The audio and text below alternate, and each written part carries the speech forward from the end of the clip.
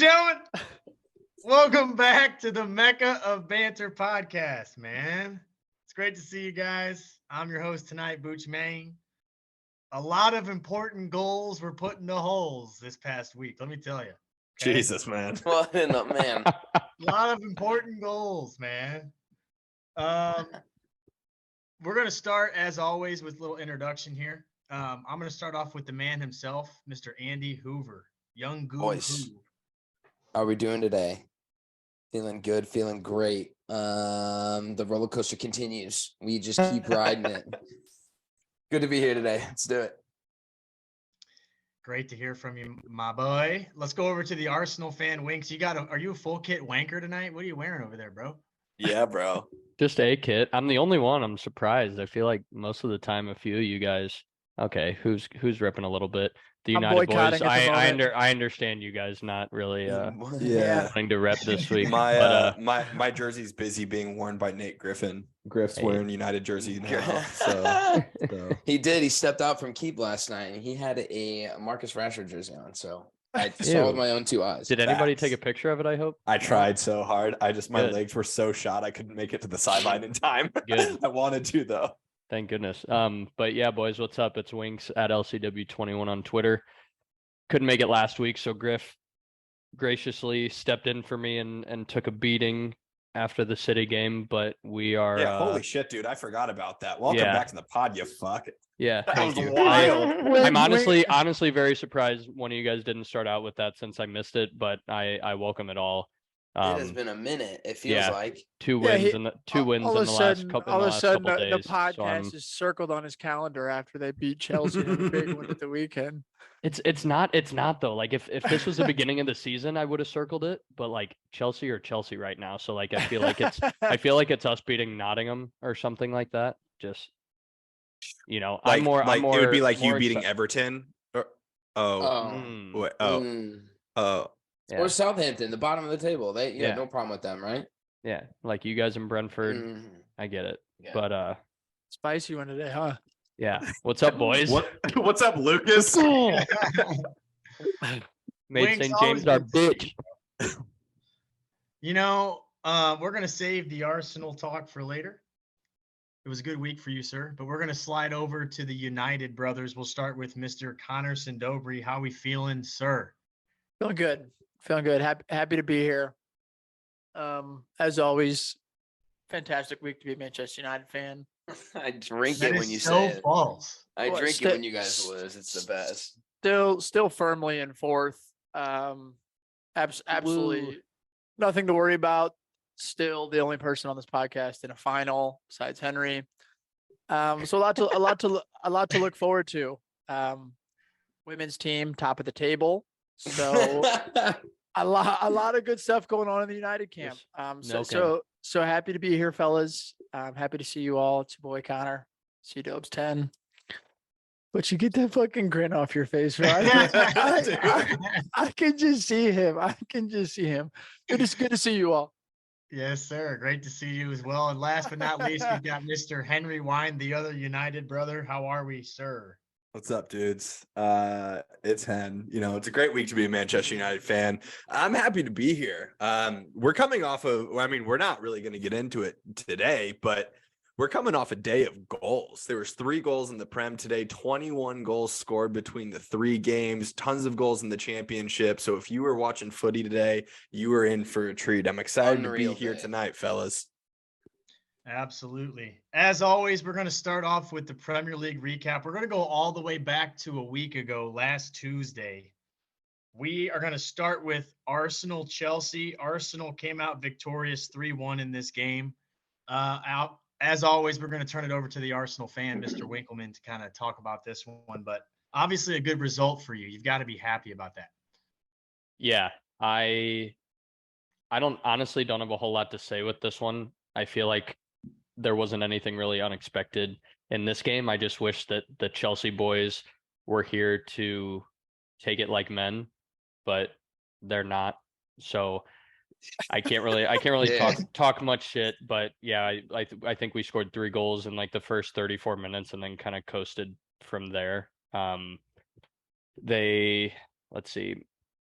all of their players looked awful besides Conte, and Madueke had little spurts, but for the most, and then obviously João Felix, did well when he came on, but other than that, everybody else looked absolutely atrocious. Odegaard looked world class. 2 goals of our 3, the first 2. I don't know. The boys were rolling. There's, I don't have a whole lot to say about it. I want Dude, to imagine not playing João Felix. dude. I don't. What the fuck? Henry, Jake, and I were at Amsterdam in the morning. Actually, no, that was a different Chelsea game. But I remember Henry and I were talking about this. We were so confused why João hasn't been in the starting lineup, because when he has played, he's been the best looking one. Couldn't Yeah, tell. I mean, it makes no sense, but I mean, Chelsea scored 1 goal in the game, which was like as many goals as they scored in April. So we'll give it a shout out for that. But Madueke on the wing, bro, he's young, and I think he's exciting.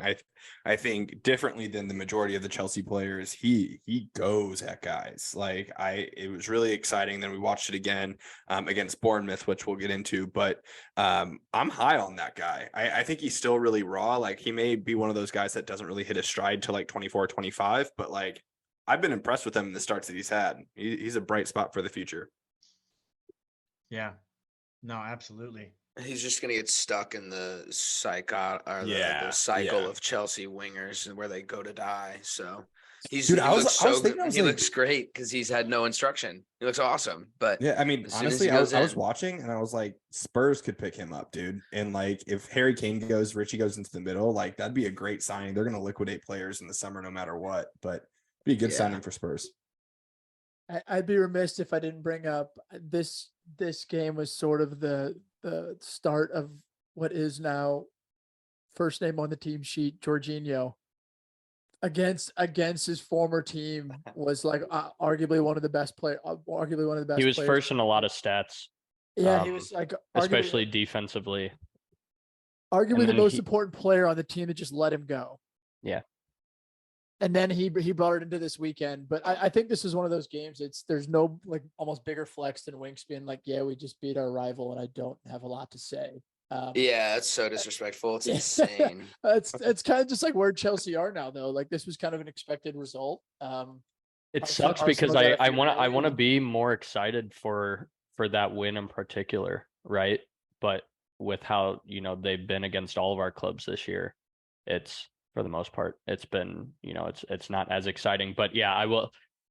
Nate and I said it on the Arsenal podcast, the Mecca Moments, about Jorginho. We were like, no, he's not the same guy he was 4 years ago, but he's that kind of wise, championship experience, defensive minded player that we needed in the locker room. And I think that with Saliba not out there, he kind of fills a void to some extent in that way that Saliba did. And I think that against his old team, it was the perfect time for him to shine kind of the way he did. But yeah, great performance by him. Yeah. Overall, big win for Arsenal, keeping up with Manchester City in the title race, which we'll talk about more in a little bit. We're going to move on here to Liverpool, Fulham 1-0. Mo Salah from the spot, a PK call that I wholeheartedly agree with. Referee, sir. Fantastic decision, sir. If I could, what? Dude, they keep getting calls left and right. It's Liverpool, bro. insane. It's ridiculous, bro. It's insane. PK. It's been like 3 weeks in a row, bro. I'm still not over Diogo Jota, so keep going. Anyway, Liverpool are scraping out some 1-0s recently, man, but 6 wins on the bounce. We are 1 point off United, with United having a game in hand, but that's got to be optimistic if you're Jurgen Klopp. Having to beat Brentford and Fulham, that's a tough 2 games. Like those are 2 good teams, 2 teams that have been in the top half of the table majority of the season. So It's not some slouch game or you're playing relegation Southampton or anything like that. I'm going to keep it short and sweet. We move, as Dope says. we move, fellas. We keep going, Trent Alexander-Arnold, I don't know if you guys saw, but the last 7 games, he's first in chances created, assists, passes, touches in the opposition third. Like he is like lighting it up the last 7 games offensively. It's almost like he shouldn't have to defend. Like it's like this crazy concept of like guy that sucks at defending. Don't put him on the defense. Klopp's a mastermind, man. No one else saw it coming. Fucking Klopp's a mastermind. Brilliant manager, man. I will say this because it's really come to light in the Fulham Brentford. But like when Klopp giving Trent that freedom to kind of do what Zinchenko is doing and hop in the midfield when he wants and when he needs, I think it's really paid dividends because he's able to just create. You know, he's offensively, like I've said all year, the dude's a machine. Okay, the dude's a machine. He's got 9 This assists is in so the Premier fucking League. dumb. I mean, like we've He's been got talking 9 about how this assists. guy's This is- underperformed the This entire is season. He's insane. like, This is dude, a holy great shit, pick. man. This Like- is insane. He's not single-handedly But you're responsible right. for this turnaround. You're right, but you're just saying that Klopp is a fucking idiot for not playing him there sooner. I mean, Like, what- honestly, like- man, we Like if you can't any say, one of you us can't would have say been in one charge. without the other, bro. Yeah, You guys if had a any pretty one of us would have miserable been start in to the charge, season. we would have done this 6 months ago. Like it's just crazy it's taken this long, and cool that it's like working out, I guess, but it's not a good look for Klopp, in my opinion. Not a good look. Agree to disagree, sir. Agree to disagree. Sir? Well, we're gonna keep it short and sweet. We're gonna move on here. Brighton 1-0. Wait, hold up. Are you nervous about talking about Liverpool because like for months of this season we gave you so much shit that the fact that now you're actually winning games, you're like nervous to talk about it? Now, Now, Yeah. dude, you're not saying shit. This happened like what, Factor- last week, 2 factor weeks ago? cap, Factor cap, fact. Yeah, dude. But Butch just doesn't want to say anything because he knows that like it might go horribly wrong. Butchie, how? So you got to win all 3. Realistically, yeah. you got Mr. Good Evening waiting for you. Yeah, And you know that on his day he can get a result. well, And you he got a can take- Leicester City team who has to win in order to try to stay up. And then you have a Southampton team who's just going to want to beat the shit out of you because they're already relegated. So like all Well- 3 games right here are finals. So like where's know- the confidence level at?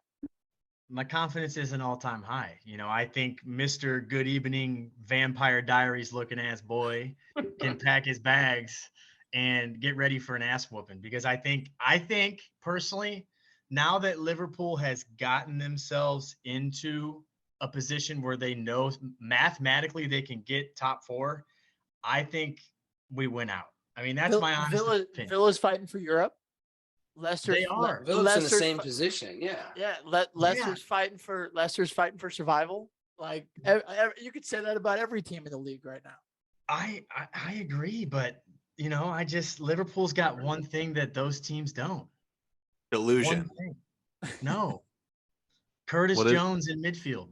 Oh my God, bro. you could have said anybody. There were so many other players you could have listed. You Sorry, have I'm just James playing. Milner's I'm just farewell messing tour. around. That's what I'm it just is. messing around. But in all honesty, yes, Dobes, to answer your question, it is a tough stretch of games. It is. So I'm hoping we win out. I think we will. We'll take it day by day. We'll see what happens. But on a brighter note, hence the pun, Ah. Brighton 1-0 over United. Bro, you are a cheesy as hell host. Brighton 1-0 over United. Break this game down, Dobes and Henry, because you got to feel a bit of disappointment here. A very late winner, by the way, for Brighton. Wow, I mean, you know what? No, I was happy, Butch. I didn't feel any disappointment at all, my friend. You botched that one. I don't really know what to say. There's this frustration going on with United that United has created, like arguably the most chances out of any team in the entire Premier League throughout the season, and our conversion rate is near the bottom. So like we're calling out for any sort of 9. And when you go 0-0 and Luke Shaw and Victor Lindelof have an absolute masterclass, Luke Shaw without the penalty or not is the man of the match, like 100%, undoubtedly. Like somebody's got to score. It's not like we didn't have chance after chance after chance after chance, and nobody stepped up and scored. I also think that Hen and I have been texting about this a bunch. Like Ten Hag is not absent from criticism at this point because for some reason we cannot figure out how to play away. The subs that he's made always seem to be wrong and at the wrong times when we play away. And just the way that there was almost no fight towards the end of that game. Like all of a sudden we go down a goal and then all of a sudden we start to like wonder why that we lose a game. Like, yes, the pen was 100% a pen. You can't argue about that. Luke Shaw's hand was in the wrong spot. Like, yes, it did look like Brighton just won a final because they beat us in the league. But at the same time, like the result was 100% deserved. Like that Brighton team, as we've said it all year, they're a team that when they're on their day, they're absolutely so fun to watch. We were second best. And you look at, they had arguably the best player on their team was playing right back. Like they were playing with sort of a makeshift 11, but at the same time, they had an identity. They played with the structure. They kept the ball. They outplayed us. They could have beat us by more than one. Mm-hmm. And that's why I think it's just a little bit disappointing that, you know, games like that, it is tough to go away. But when you do have chances to win the game, like you got to bury them. Like you have to score. I don't care who you are. That's why you get paid. At the same time, like you got to look at players like Martial and be like, he has to be on his last leg. He's been at the club 8 years, but like he's never healthy. And then our backup is Weghorst. So like the few changes that we do get, we have to convert. And that's just what teams that want to be in the top 4, they do. And right now we've put ourselves in a situation where we've lost 2 away games on the bounce, but it all started with a fucking shitty display on Brighton and led into this past weekend. Yeah, I think that's accurate. I remember when Woo Weghorst was your background, bro. Dude. Please, you guys had your 9. You just didn't fucking turn out. He was our only 9, though. It was either we trusted him or Scott McTominay was playing 9. Yeah, it's like so fucking worked for Scotland. I don't know. Yeah, dude. But I think that's a great summation of the game. When you rely on your defense to win the game, it's really tough. Luke Shaw played incredibly well. That back 4 worked well. Again, we got to see the Wan-Bissaka Matoma one-on-one, which was so fun to watch, especially in that first half. The second half from both teams, it kind of slowed in my opinion, but that first half was so back and forth, so electric. Wan-Bissaka was great, especially in that one-on-one matchup.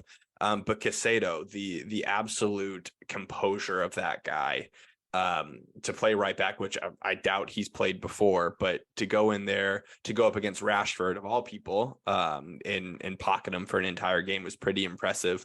But then you have guys like Billy Gilmore for Brighton, who, you know, used to be a Chelsea man, was going toe to toe with Casemiro. And, you know, you can't say that Casemiro had the better game of the 2 of them. So I think that United looks second best all the way around. It's disappointing. It's disappointing. Brighton's been a good team. We've talked about Brighton a ton all season long, but yeah, I think I'm a little tired of this, like, not finishing chances. Dobes, I know that you just said that, but yeah, Martial, when he is healthy, he does look good. He had bits and moments in that game, bits and moments in the West Ham game where he looked good, but like, he's not reliable enough and he has no one pushing him. He knows he's better than Weghorst. No one's pushing him to really like see that position out. So it was a tough watch all the way around, in my opinion. Casemiro, since the World Cup, has looked bad. He's looked at, like, you know, way slow to everything. He's made some tackles that I thought for sure he'd be sent off again. Yeah, he definitely was. There's a couple times in that Brighton game, bro. Dude, he should have gotten a second yellow against Brighton at the top of the box. That should have happened. Yeah. So this was a tough watch. Losing in extra time is never fun for anyone, especially to a pen. But yeah, not good. Yeah, it's frustrating for the United fans, obviously, but frustrating for the draw bettors, bro. Are you kidding me? 110th minute. I was sitting there and watching this. Like, this was a 0-0 game written all over it. And honestly, the way that Brighton played, like, I would have taken a 0-0 draw and been ecstatic. Yeah, 100%. Like, to get out of there with that. Yeah. Well, moving on to our next game, we've got Bournemouth Chelsea from this past weekend, and unfortunately, our 2 Chelsea fans on this podcast are flakier than dandruff itself. Oh, Jesus. So they will not be here. But, you know, the one chance they have to celebrate a win, for their first win since I had a full hairline. God. I mean, dude, like, what a big day for them. Frank Lampard's guys finally scored, which we've waited weeks and weeks for. Statistically, they should be safe now, eh? Yeah, they are. I think they're good. They now. are. That's a big result for Chelsea in the fact that they are safe from relegation. I would have never thought I'd say it. That's a real sentence. Like, Yeah, dude. Literally, bro. Literally, yeah. Isn't that crazy? Oh, makes me happy, mate. Well, we can kind of breeze by this one, but João Felix did score. Yeah. What do you guys think about the one thing we could maybe talk about with this is obviously he's a big profile player, João Felix. Do you think Chelsea actually brings him in permanently? No. Or do you No think that shot. this loan is done? They would have played Done. him more by now if they were planning on doing that. Dude, I feel I like. was gonna say. I think it's done for a couple of reasons. One, they don't have a coach. Two, I think João Felix got to see for 6 months the dysfunction that is Chelsea. There's no way he's agreeing to a fee there. Like if Atletico want to sell him, I'm sure he'd be like, okay, not to Chelsea. There's plenty of clubs that would want me. Like I just can't see it happening. Frank Lampard had some comments this week that were like, I don't really know what his future is. Like he definitely didn't sound at all complimentary to the kid. no, he was saying how he didn't know what his position was. Yeah. He was like, I don't know what position. Like I don't know what his true position is. It's tough because I think until you see the next coach, like you have no idea. Like if Poach comes in, he may want to play for Poach, and Poach may see him as part of his plans. Like, Yeah. so I just think that the reason I don't think so is because I don't think they're going to drop the money he's going to cost more so. Yeah. I think that's the key factor. Yeah, that's a good call too. And then you still have like Nkunku coming in. You still have that, like, which Nkunku can pick up those spots centrally or out on the wing. And yeah, I just can't see a world where João Felix is a Chelsea player next year, which goes back to like I think we all called this in January of this being like one of, if not the worst transfer or like loan. One, because of how expensive it was, and then he got a red card his first game. Like, I mean, Yeah. it's a terrible loan. It's a bad look for Chelsea. But the other thing I want to call out with this Chelsea side is this could be a like result of the squad that he's in. Enzo Fernandez has drastically declined, in my opinion. Like that first week or two, we were like, yeah, this guy after the World Cup, he's buzzing. He's like on cloud nine. He looks sluggish. He looks out of position. He looks like he's trying to do too much, but at the same time looks like he doesn't do anything. Like he might be a little bit on a fraud watch for 100 mil. Yeah. There's something about that Chelsea squad, though, bro. Just nobody is going to find a way to look great. Like Medwicki, I agree with what I've watched of him. He was trying so hard. Hard, dude. And like nothing else was going. They just get stuck, dude. Some of these guys that may be really good, like João Felix, when he came in after the red card situation, he was electric. Yeah. And then trailed off. It's just a trend. They need the end of the season. Like Badly. Like they need to win as many games left, and then like for Enzo, for me is I think he has a proper coach. Like I think he comes good just from when I saw him in the World Cup. Like he's a world-class player when he's played right in the right system, the right formation.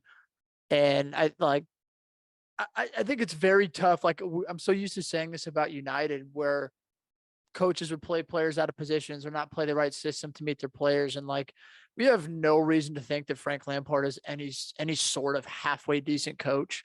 Mm-hmm. And yet we're seeing these players play in this whatever sort of system you want to call it and expecting them to be at their very best. So like, there's some fucking dreadful players on that fucking team that absolutely need to leave. But like, I think Enzo is one of those players that comes good. I think Zhao's another one of those. I think he goes somewhere and he plays in the right system.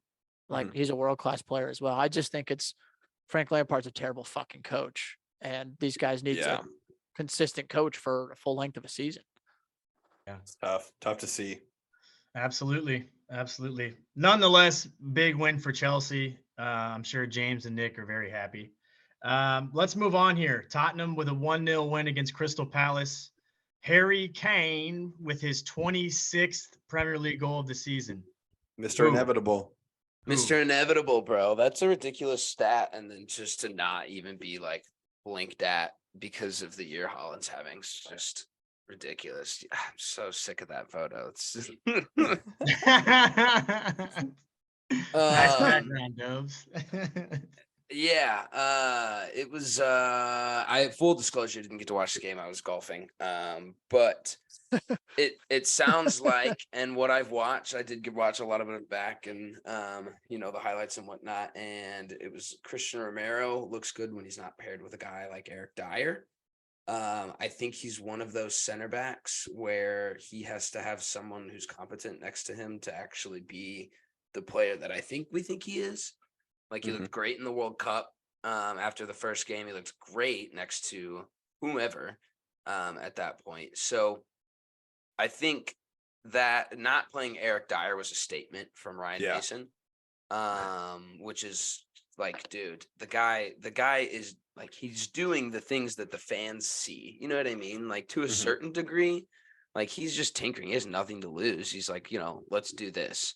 They played a possession style game, held the ball against a decent Roy Hodgson Crystal Palace, had the strength of chances, and Harry Kane's going to bury a header from 6 yards, 8 out of 10 times. So that was about what I've seen. I think 5th place is realistic and sick. Woohoo.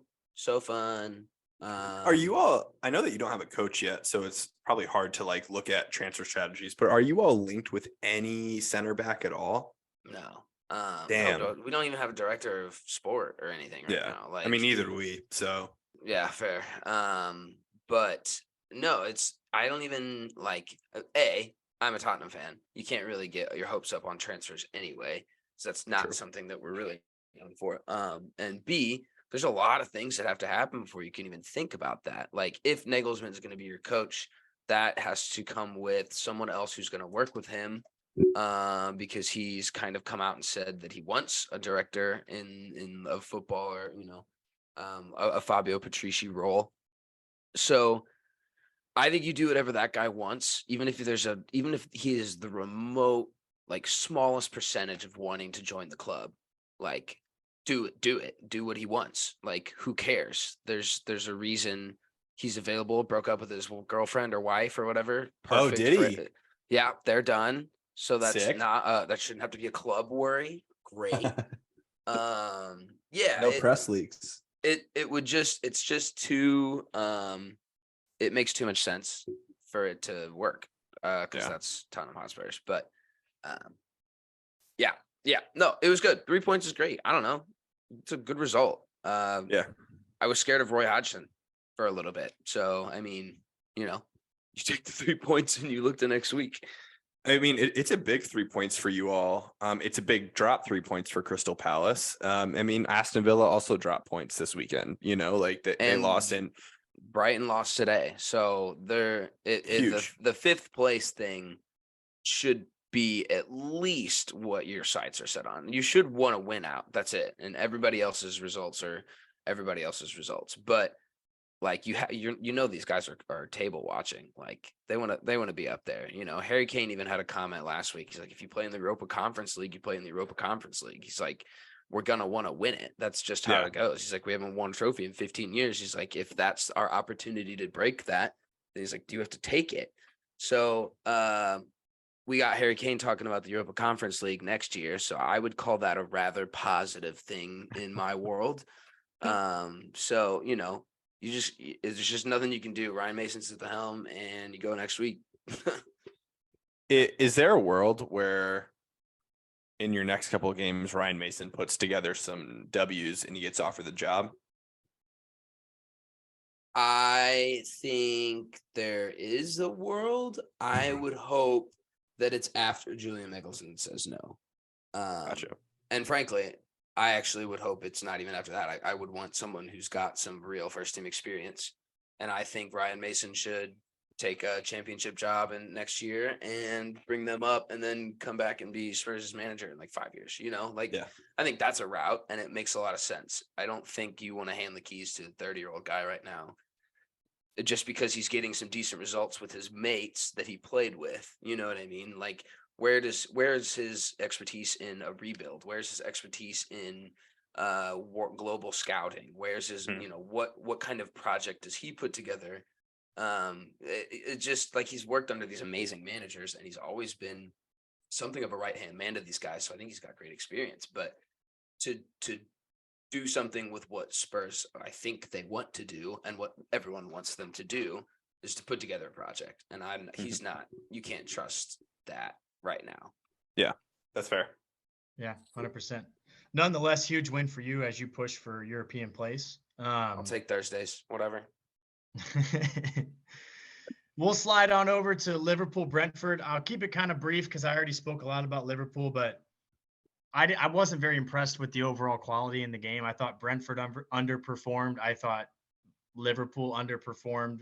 A few individuals on Liverpool had decent games, but other than that, it really was not a fun game to watch. It was very just lacked quality, in my opinion. Again, Mo Salah game winner, back-to-back game winners. Virgil van Dijk assist on the header back across the goal box. Scrappy goal, but we'll take it. Yeah, I'm going to leave it at that. It was another great 3 points. I was very, very excited. But not as excited. Huh? I don't know how to say about it. There's no shot I'm watching that shit. No, it was bad. It was a bad game. It was a bad game. But Did you watch it, Butch? What? Did you watch it? I did. Did you? Fuck no. What? No. No, bro. Oh no, like I said, I wanted to watch game. goals. I knew I wasn't going to get it there, so yeah. It was a bad game. It was not a fun game to watch. It's one of those 1-0s that you just scrape by and you move on and forget about it. You know what I mean? But anyway, the game of the weekend, in my opinion, Newcastle Arsenal. Let me tell you, fellas, I was sitting in my bed watching it, and my eyeballs were bigger than Julian Lescott's 5 head.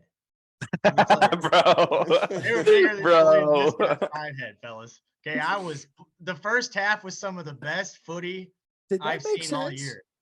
Or is it me? Did that make sense? The eyes, yeah, were, eyes bigger were bigger than his forehead. Julian Lescott's forehead. Well, anyway. But you're so cute, bro. You were unreal. Winks, please break this down because I'll be honest. When I watched this, the first half in particular, I thought it was unbelievable. There were so many big chances. Like on both sides. I was blown away. Yes, break this down. Yeah.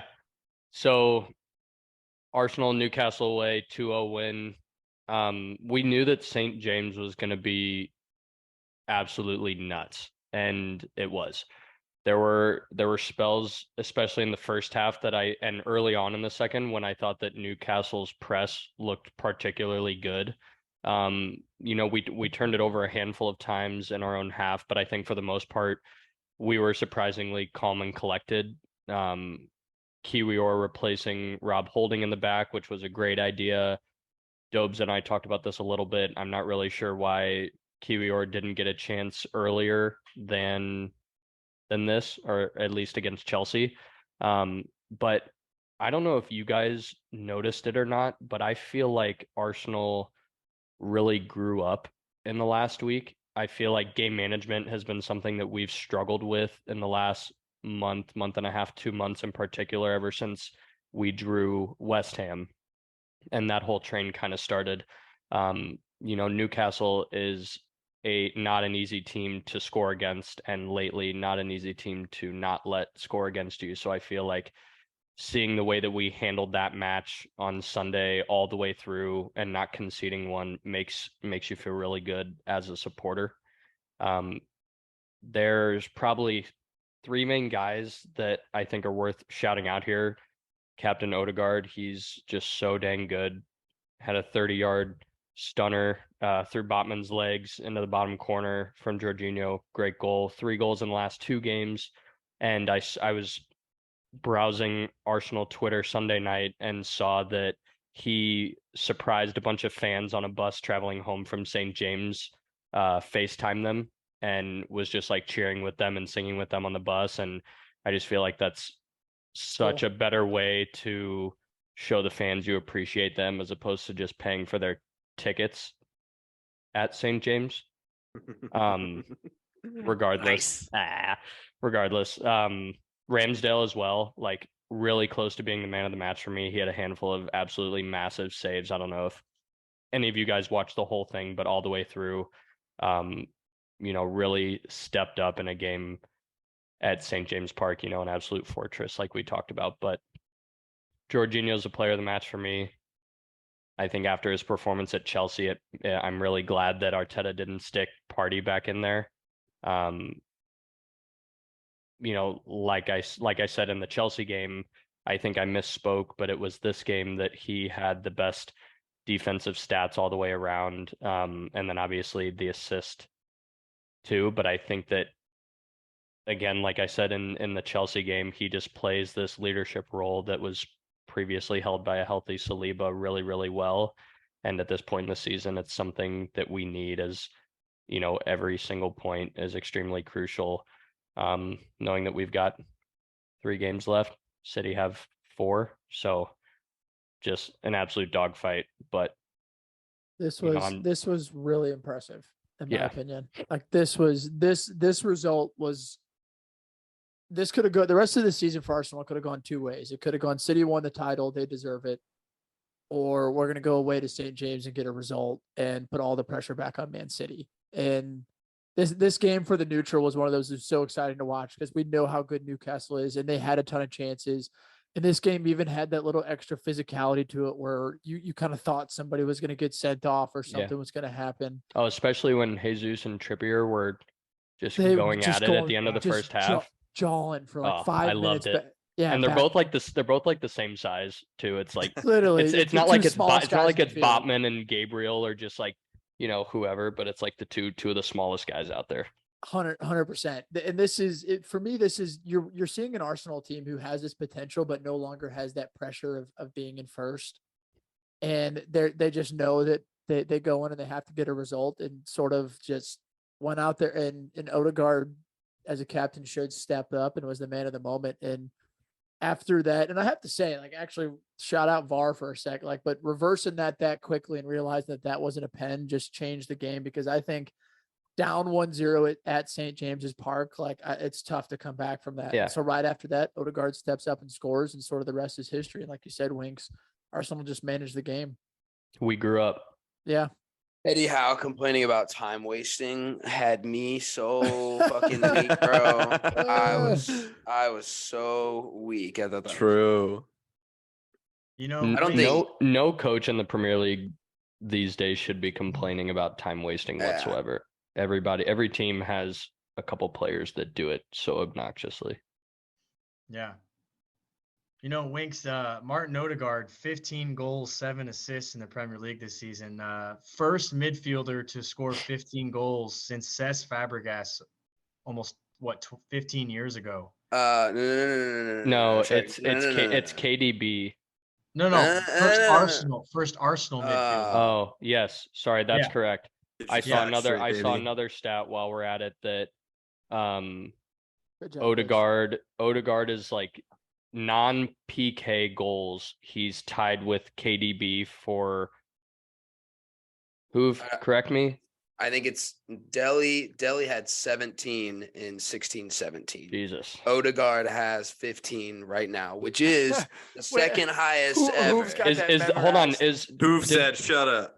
The one I specifically saw was non-PK goals. So can you confirm that? Okay, I could have sworn it said KDB was like 15 before the Newcastle game and Odegaard was at 14, but it might have been incorrect. He and Delhi are having the 2 best seasons probably by midfielders. So, and you've got 3 more games for him to take that up. But yeah, you don't let me forget that season. That was a good season. Streets will never forget. Streets won't. No trophies though. Nope. Nope. I mean, Winks, just like Dope said, it was impressive. I did not see this result coming at all. I thought that we were in for like a classic 0-0 and maybe a Newcastle edge, but that's how the reverse fixture was. Yeah, So I man. think that this is infinitely better, especially being away. But that's why that, shows why I think we're still the best ranked away team in the Prem this season. It's an impressive And stat. and Wish you we could say saw the it same. there first. Yeah. Same. What No, what is big- the what's the confidence level here, Winks? Like I think this I this mean, was the the game next to 4 weeks, make it I'm a Brentford, Chelsea, Brighton, or sorry, whoever A play, hot whoever Chelsea, City plays though. next An week. absolute hot Yeah, Chelsea. I know. That's the crappy part. But I forget who City plays next week. But then it's like Chelsea, Brighton, Brentford. So if Chelsea somehow figure it out, I think that Brighton and Brentford are our two best chances for I do think City to drop any it points. is- But I'm just pumped that like you guys have kept it like this because now these Yeah. next couple of weeks, Oh. every single game from top of the bottom of the Prem is just like must watch TV. it is, yeah, because if you think about the table as a whole, right, you've got Liverpool within 1 point of you guys, with obviously you guys having a game in hand.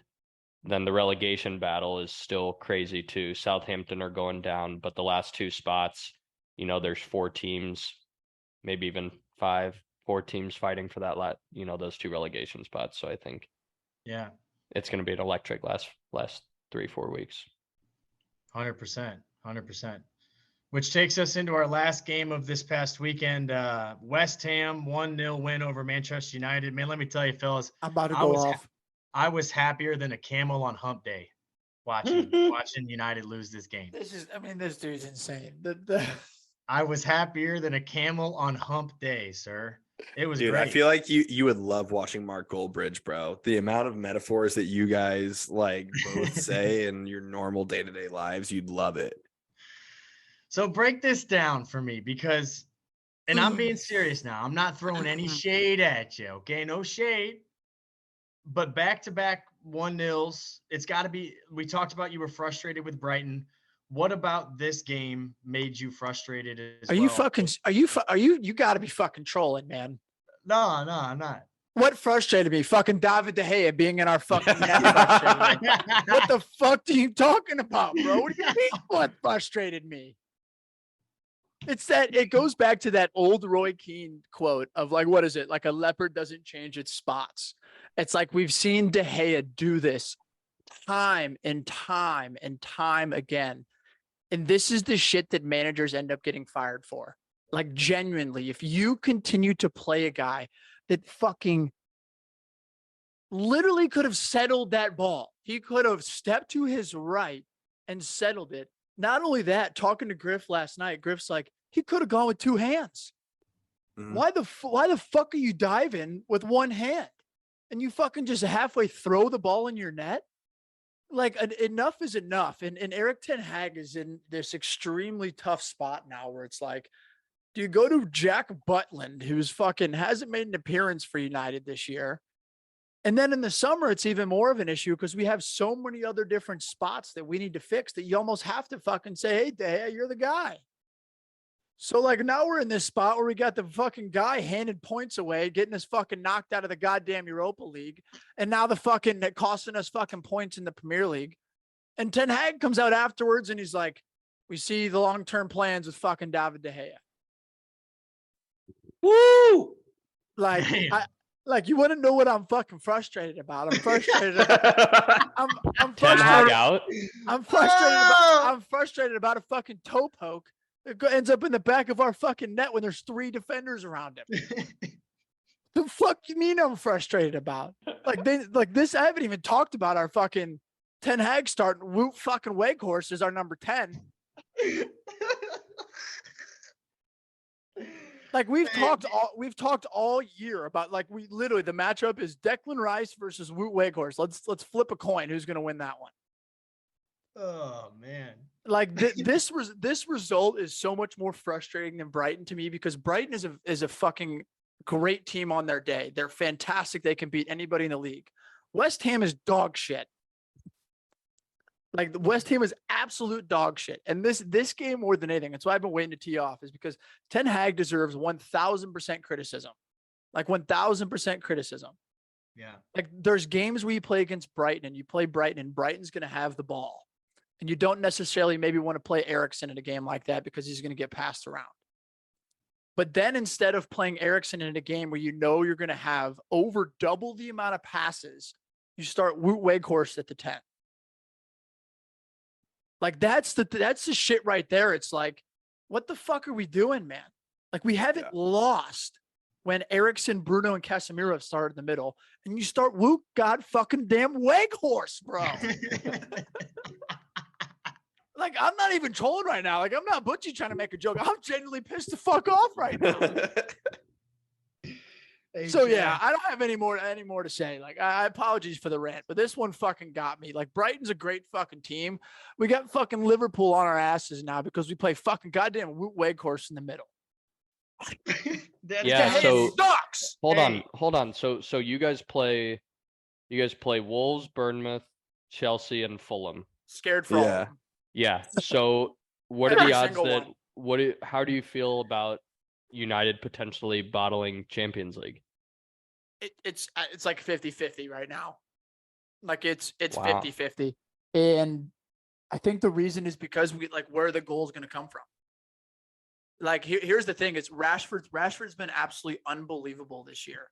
But he's been a one-man show. And so you see whenever he doesn't find a way to score, like we don't score. And you have Martial up top, who's a great player, but he's just so goddamn inconsistent in terms of how he plays. And even he's not clinical. Like he'll score a tap in here or there, but he had a huge chance this weekend and he missed. Like he had a huge chance against Brighton and he missed. So like that's my only concern is in like looking at, we play Wolves. Wolves always play us well. Every single time we play Wolves plays us tough. I do think we cruise against Bournemouth, but like we should beat Chelsea.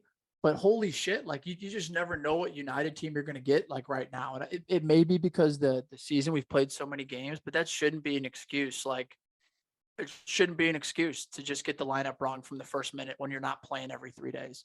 So Ten Hag got this wrong. Fuck De Gea, and Wout Weghorst sucks. So yeah, go ahead, Head. Wow, you guys flip. There's no confidence. I mean, in dude, your players. they have crumbled. They have Jesus. crumbled, bro. I mean, 180 in 1 week. Yeah, I'm not. See, I'm but not- here's I'm the thing. I'm just an honest fan. Like I don't like beat around the bush with it. Like when we're shit, I'll You're call a us shit. bipolar fan. No, when Yeah. You behave. it's one of those things. Is when you're good, you say you're good. When you look. This is a perfect time for this. Maybe to it's happen. good. Dobes, your We lost fucking his mic audio. went out, bro. like Oh, shit, we- you don't be like, oh Oh, there you are. Are you back, Dobes? yeah. Okay. No, but I hear Hey, you. I hear you. There's like You it's know. like there's weeks where we may when we beat Barcelona, there's reasons to be confident. When you look like shit against Brighton and West Ham, there's reasons to not be. Like we may show up against Wolves and win 3-0, and the confidence may come back. But on this current day when we're recording this, it's fucking goddamn De Gea, man. Yeah, I mean, when you look at the last 4 games that we have today, where it is in the league, we're playing against 13th, 14th, 11th, and 10th. That's a great run of games for the final games of the season. But after that showing, you're correct, where it's like there's no confidence. They were talking about it during the broadcast of the West Ham game that Rashford's had like 20-something goals this season, which is awesome. But like the next highest goal contribution is like Sancho with like 5. It's like that's concerning that's the case where, you know, you have Arsenal over there where you have like 4 guys in double digits or 3 guys in double digits. That's fantastic. So this game is tough. I agree that Ten Hag deserves tons of criticism because you start Weghorst in the 10 of all places. It's just the wrong decision. And the shit really hits the fan when De Gea lets that goal in. You know, if you take away that goal, neither team creates any opportunities the entire game. It's the most boring 0-0 game that you've ever seen in your entire life. And we're sitting here saying the exact same thing that Butch is saying of like, you know, it's 3 points. We're just like, it's 1 point on to the next. It is what it is. But it was such a frustrating game. De Gea, it's upsetting because, you know, even as like a non-fan of United, you can recognize how significant David De Gea has been to Manchester United for the last 13 years that he's been there. He's been like the player of the season numerous times. He's had golden gloves. He's been, you know, at his time, one of the best in the world. And the decline is so rapid I wouldn't say that he's on like Hugo's level. I feel like Hugo has a Oh, mistake. he And I'm is, like, dude. He 1000% is on Hugo's. you think level. so? Easily, bro. I think the way that you just described what David De Gea was for you guys is the exact same way that I would describe how Hugo Yes, Lloris has bro. been, bro. He's been immense. He's been one of the best goalies in the world, one of the best keepers in the world, and then he just has a howler. What? Well, they're tied for the most direct errors leading to goals Yeah, this yeah. year. Bro, The even only difference crazier, is, De I Gea think is leading the Premier League in shutouts. Yeah, that dude. exactly Yeah. right. It's What a the tale of two fuck? coins. The only difference is, I think Hugo's played his last game for Spurs, and you guys might sign a 5-year. So I don't think we'll sign a 5-year. Truthfully, what I think is going to happen with De Gea is I think that we're going to sign him to an extension. And I think that Ten Hag's doing that in the chance that we don't get bought by Qatar. I think if we get bought by Qatar and we have that contract, we'll offload him in the summer and we'll sell him for 25-30 million. Because I do think that he can go play in Spain. You take Atletico, Barcelona, and Real Madrid out of the equation. De Gea can go start and keeper for any of those Spanish sides. I think that's what'll happen, and we won't lose him on a free. But in the case that the Glazers still like are our owners next year, I think that we re-sign De Gea and invest at least in one player, Harry Kane or whoever it may be. In the goalkeeper isn't the most necessary position. That's what I think is going to happen. Let him fucking walk. Well, ladies and gentlemen, that was our weekly Premier League recap featuring the rant of the year from Connor Muzzy Sindobri. It was fantastic, man. That was great. Let's slide over to the Champions League here because we got 2 tasty semifinal games this week starting tomorrow, Tuesday, May 9th. We've got Real Madrid playing at Manchester City. So let me ask you fellas this. What is your prediction for this first leg and how will the game go? Because Wait, is it at the Santiago Bernabeu or is it at City? I believe. Oh, you're right. It is at the Bernabeu. Yeah. So it's in Spain, but I still think City is gonna shit all over them.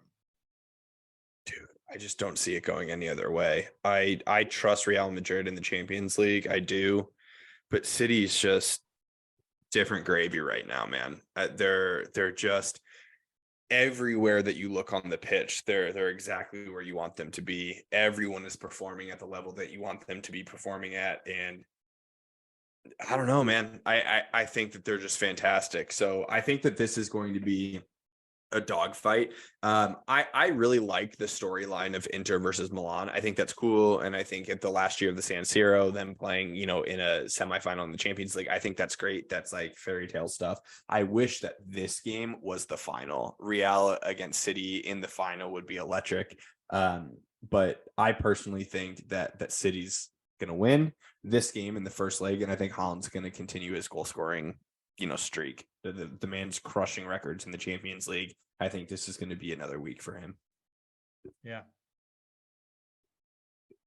These guys leak goals. Real Madrid leak too many goals to play a team like this. Like we saw it in the league last week. They let up 3 or something. They're just so inconsistent at the back, playing the scariest team in the world right now and when they were bad. Like, I agree with that. And I just have a hard time seeing this go any other way. And I'm with the fact that I do think Real Madrid gets to the final if this wasn't it. So This is going to be stupid electric, but there's just no way it's not Pep. I'm going opposite.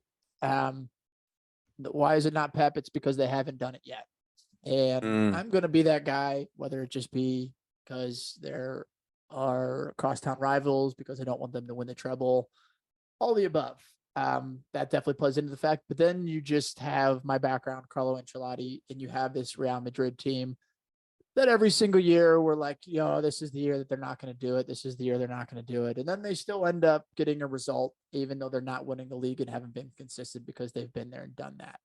So as much as, yes, City has absolutely been probably the best team in the world over the last, month and a half, whatever you want to say, I think that this Real Madrid team absolutely can beat this Manchester City team, like 100% without a doubt. If you look at the sort of the form that that this Madrid team has consistently had in these stages of the Champions League for years after years. Like Benzema consistently has a big moment, and you have Modric, you have Toni Kroos, guys who in one game you want to bet on. Not saying you don't want to do that for City, but City have so much pressure on them on both different sides between the league and now the Champions League, almost more pressure in these games. Like Real Madrid is not expected to win by any means. Real Madrid is going into these games as a major, major underdog, which I only think sort of plays into that narrative. Mm-hmm. So this first leg, I could see it being maybe a 1-1 draw or even like a 2-1 Real Madrid win. I may be 100% wrong, and City may kill them, but I refuse to be the guy that bets on them here. Yeah. Winks, what do you think? I think it's a coin toss, but I like, City are finally hitting, not super recently, but obviously we know that they're kind of hitting their stride lately. And so I think I agree with Hen. I see them kind of rolling and Erling doing what Erling does, KDB doing what KDB does, being the best player in the Premier League. And probably right now the Champions League too. But I'm cool with agreeing with Dobes that Real Madrid could play really, really well. Yeah. But we talk about it all the time. City just have the ability to suffocate teams and slow them down and make them play, city football, and then they attack you. So we'll see how Ancelotti plans to combat that, and it'll be an absolute banger for sure. Regardless, like this could be, people may look back on this Champions League tournament and say that this should have been the final. But we'll see. I'm gonna go City here though. It is City scary when you look by a at goal. when you look at City's front six. Any of them could score at any time. I think that's what's so weird. Yeah, We bro. just come off talking about United, where where the goal is coming from. But when you look at even the projected lineup, you're like, yeah, literally any of those front six or front seven, whichever formation they choose to play, all of them score and all of them pop up and score really important things. But the front three for Madrid score, but the midfielders don't always. We're never gonna slag off Kroos or Modric or Valverde, any of them. I mean, they're world-class players, but they just don't have the same threat that the front seven of City do, and they do it on defense too. So I don't know, man. I just think that City's crushing it right now. Well said. And then in the Wednesday game, May 10th, we've got the Milan Derby in the other semifinal, AC Milan, Inter Milan. As Henry said, both teams play in the same stadium, the San Siro. I expect a 1-goal game. I think it's going to be a 2-1 or 1-0. And my heart points towards AC Milan here, winning the first leg. Dobes, what do you think about this game in this first round matchup here, first leg? Truthfully, I really think Inter's gonna not cruise, but I think Inter's gonna win. Like if we kind of go back, I was just looking at the form. Like Inter's 1-6 on the bounce. Inter's 1-6 on the bounce. AC Milan, let's see. I mean, they've tied 2 and they've won 1, but it's just in my opinion, this is 100% a coin flip. Like these two teams, they know each other. They've played against each other. Not only is it the same stadium, but I just think who has it on their day. And I think either of these teams have the capability of winning this game. I don't even think this is one of those. It's probably even across the entire board in terms of what to expect. I'm going to lead Inter just because of form, and that's strictly the only reason. I don't really have another reason to think otherwise, other than maybe Olivier Giroud just steps up and does what he does in big games. Yeah, so we'll see. Yeah, Rafael Leao is also reported out until the end of the month, so him missing this game would be huge with a thigh injury. That's big. Yeah. Dude, Rafael Leao had Spurs' number, bro. Yeah, and dude. he didn't ever score or do anything, but he just bullied the back line. Did he just? I think he just signed a new contract too. He's so good, man. Yeah, he's like, I don't want to leave Italy. Like straight up, he's like, I like the food and I like the city. I don't want to leave. I'm like, good for him. I don't blame him. I'll never forget. LJ said this once, and it was about Lukaku wanting to go back to Inter, and he's like, "Man, things must be pretty bad at Chelsea if a black man wants to go back to Inter Milan, like Jesus, dude. back to Italy, to where So good for Rafael Leao. And I think on the same thing too, like Oshiman's a god in Naples. Yeah, Like, bro. We'll hit on Napoli, but dude, unreal scenes. Yeah. Unreal. Yeah. Yeah, two tasty games, man. We're really excited for these, and as always, we will update you guys next week before the second leg kicks off about how the first leg went in this Champions League fixture. Let's show some love real quick to Napoli here. We'll make it fast, but champions of Italy for the first time in 33 years, fellas. The last time they were the champions of Serie A, Diego Maradona was their captain and their leader. So that is a pretty long time that they've had to wait. But let me tell you something. Those scenes, bruh, they were lighting fireworks off rooftops, man. They had kids lighting off fireworks and shit. Everywhere. Dude, nuts. Across the entire city. If you go just search Naples on Twitter, you will just it's video after video after video of just fireworks shows and people in the streets and people with flags on their mopeds, and it is so cool. It is so cool. They rushed the field. I don't know how I felt about that, but 33 years away. I love it. I absolutely love it. Away at Florentina too, just to win 1-0 on the penalty. All of a sudden, the away fans are just covering the field. Like unreal. Those scenes to me, like the picture of Osimhen, the picture of the players, the picture of the coach, like on the field. Those are like those. That's that like Maradona-esque moment where that doesn't happen often. So that's why I fucking love that. And then, Butch, you're right. The scenes in Naples were just, dude, like. Like I can't even imagine, like 33 years. Like I think about like United not winning a title for 33 years, and it makes me want to do very bad things to myself. But I can't imagine the feeling that comes with actually like after that long wait. Mm-hmm. No, and to do it so dominantly too. Like they still have a couple games to go, and of course they're out of the Champions League, which was a huge disappointment. But I think they allowed it to be a huge disappointment because they had wrapped up the league so quickly. Like obviously there had to be like statistics, and they just clinched this past weekend, but like they knew that they were clear like 2 months ago. That's crazy, man. Yep. Yeah, it was unbelievable. Oshiman is the highest African-born player, scoring African-born player in 1 year in Serie A. Overtakes George Weah, our Timmy friend's dad. So I was gonna guess Eto. I was gonna guess Eto as well.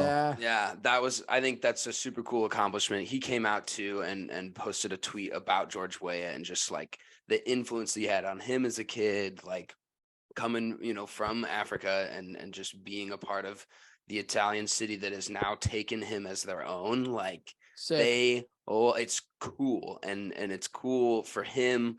It's cool for African players, I think, around the world. Like that's the stuff of dreams. He's literally immortalized in that city for forever. Like so sick. They have posters with him and Maradona. That shit doesn't happen in Italy. Like insane. Cavaradona as well. Yeah. Love that guy. Yeah. No. Phenomenal achievement for Napoli, man. We're all ecstatic that it was somebody different again for the third consecutive year. We were getting sick of Juventus winning every year for 10 years. So it's really nice to see Napoli win it. Before we wrap up, we're going to go through our flowers and showers here, and Mr. Henry Wine is going to take us through that. Man, I had some choices on the showers. If Dobes hadn't gone on the beautiful rant that he did, like we had De Gea on the gauntlet, we had Eric Ten Hag on the gauntlet. But I think if you've been following world football, I think the choice is pretty clear on who gets this week's showers. It's PSG and the entire fan base of PSG. So who is right? If you haven't followed, PSG suspended Messi for 2 weeks for going on unauthorized trips to Saudi Arabia, which you decide what you want from that trip. Messi came out in a statement saying that they thought that they had the day off. Miscommunication, maybe I'm being biased towards Messi, but the absolute farce that is the PSG fan base in going to like Messi's house, Neymar's house, chanting "Get out of our club." You see like fans burning Messi jerseys. You fucking PSG fans are out here acting like they've won every world title for the last 10 years. They haven't won anything other than, League One championships, which is ridiculous. So I think it's so embarrassing when you have two of the best players that we will ever see, Neymar and Messi in your club, and you're constantly chanting to get out of their club. I think that's what's going to happen. I think PSG are going to struggle immensely over the next couple of years without Neymar, without Mbappe probably, and without Messi. I think they're going to be dog shit next year. So PSG Hopefully. and PSG fans, hit Good. the fucking showers. Boom. Get out of here. And Flowers, on the other hand, this might be a pick that you guys may not see coming, but I'm actually going to give our weekly flowers to Eduardo Camavinga from Real Madrid, in the spirit of the Champions League. He's 20 years old. Fabrizio came out with a pretty cool statistic today or yesterday saying that Eduardo Camavinga has now become the youngest player in Real Madrid history to win all 6 major club trophies: the Champions League, the Super Cup, the Club World Cup, the Spain Super Cup, the Copa del Rey, and La Liga. So 20 years old, born in November 2002. What an accomplishment from that man. 2002. Yeah, dude. Jesus. What? Bro, you know- unless you got a Europa League, it doesn't matter. Yeah, dude. Honestly, Conference League. Or a Mickey Mouse Cup. Dude, but Dude. I have the receipts. I've been high on Camavinga for a long time, way before he made his transfer to Real Madrid, and then we all know that he hasn't been playing a ton. He's been deployed as a left back since the World Cup, but he's just consistently killing it. Again, we see Trent thriving in kind of that inverted fullback position, similar to Camavinga, but flowers to him. What a cool accomplishment. And of course it's a team game, but couldn't be more stoked for the guy. Love it. Yeah, fantastic shouts for the flowers and showers. We're going to finish with a quick factor cap, one of our favorite segments on the Mecca of Banner podcast. You ready, fellas? Yeah, bro. Butch was Yeah. hyping this up. We were playing Pro Cap. Cups. He's like, Cap. man, Yeah. I got I'm some going to be honest, like, It's a I've had cap, this bro. in my head, It's a and cap. I already saw Doves like It's a go cap, off once, bro. and I It's don't a want him to cap. go off I hope it's twice. what I think it is. It's a cap, bro. All right, here's my factor cap. You ready, fellas? No. Oh yeah. Okay. Mo Salah has had a better season than Marcus Rashford. Factor cap. Mo Salah has 19 goals, 7 assists in the Prem, 30 goals in all competitions. Marcus Rashford has 16 goals, 5 assists in the Premier League, and I believe he's right around 30 as well. 29. So who's had the better year?